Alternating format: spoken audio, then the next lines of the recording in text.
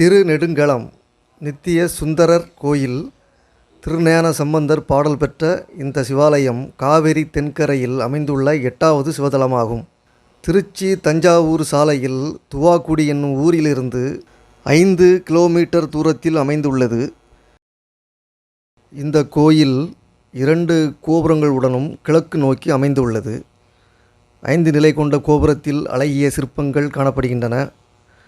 கோபுர வாயில் வழியாக உள்ளே நுழைந்தவுடன் கொடிமரமும் பலிபீடமும் உள்ளன. வலதுபுறத்தில் தெற்கை நோக்கி அம்பாள் சன்னதியும் உள்ளது. கோயிலுடைய இறைவன் பெயர் திருநெடுங்களநாதர், நித்திய சுந்தரர். இரவியார் பெயர் ஒப்பிலா நாயகி மங்களாம்பிகை. தலமரம் வில்வம். தீர்த்தம் அகத்தியர் தீர்த்தம். வழிபட்டோர் அகஸ்தியர், சம்பந்தர். தேவார பாடல்கள் திருஞான சம்பந்தர், அருணகிரிநாதர். அகஸ்தியர் வழிபட்டு பேறு பெற்ற தலமாகும். பார்வதி கைலாயத்தில் சிவனிடம் வரங்கேட்டபோது, நெடுங்களம் என அடர்ந்த காடு இருக்கிறது, அங்கே போய் என்னை வழிபடு, நான் கள்ளர் வடிவில் உன்னை கரம்பிடிப்பேன்.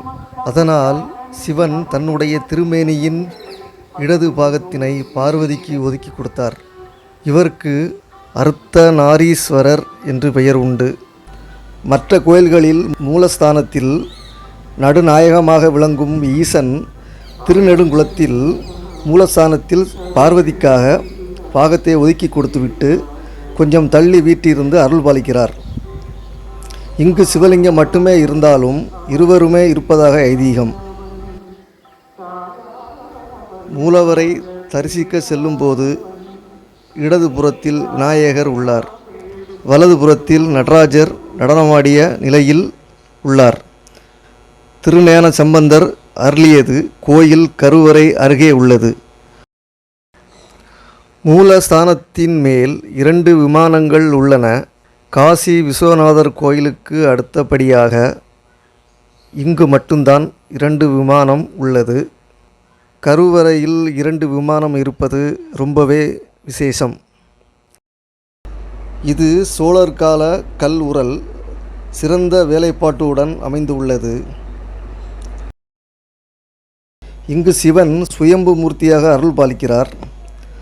திருமணத்தடை, குழந்தை பாக்கியம், கல்வியில் நன்கு சிறந்து விளங்க இங்கு உள்ள இறைவனை பிரார்த்திக்கலாம்.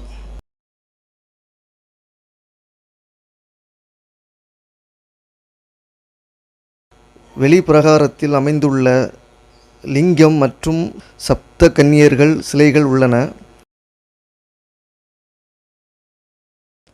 வந்திய சோழ மன்னனுக்கு ஈசன் காட்சி கொடுத்த காரணத்தால் இத்தல இறைவன் நித்திய சுந்தரர் என்று அழைக்கப்படுகிறார்.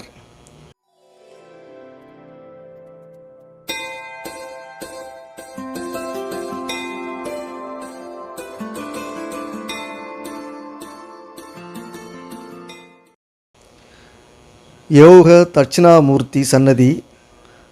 தொடர்ந்து 5 வியாழக்கிழமைகளில் நெய் தீபம் ஏற்றி வழிபட்டு வந்தால் கல்வியில் சிறந்து விளங்கலாம்.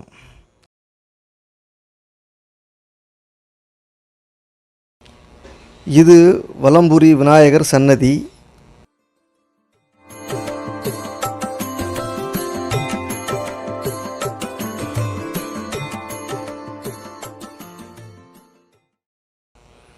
இத்தலத்து முருகப்பெருமானை அருணகிரிநாதர் தனது திருப்புகழில் பாடியுள்ளார்.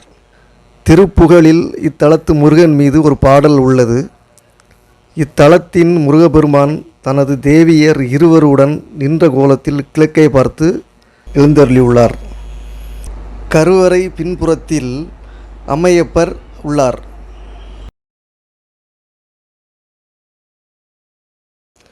உபய நாச்சியார்களுடன் வரதராஜ பெருமாள் சன்னதி.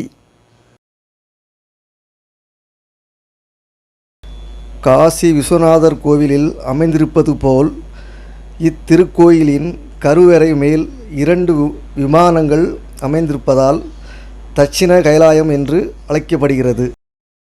ஆடி மாதம் 7ஆம் தேதி முதல் 12ஆம் தேதி வரை காலை 6:05 முதல் 6:15 வரை சூரிய ஒளி மூலவர் மீது விழுகிறது.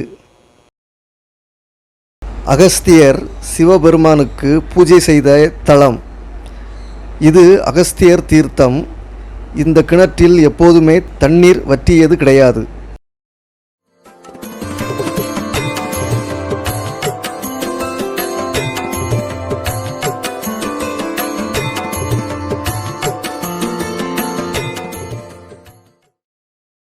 நவக்கிரக சன்னதி 11 திருவுருவங்கள் உள்ளன.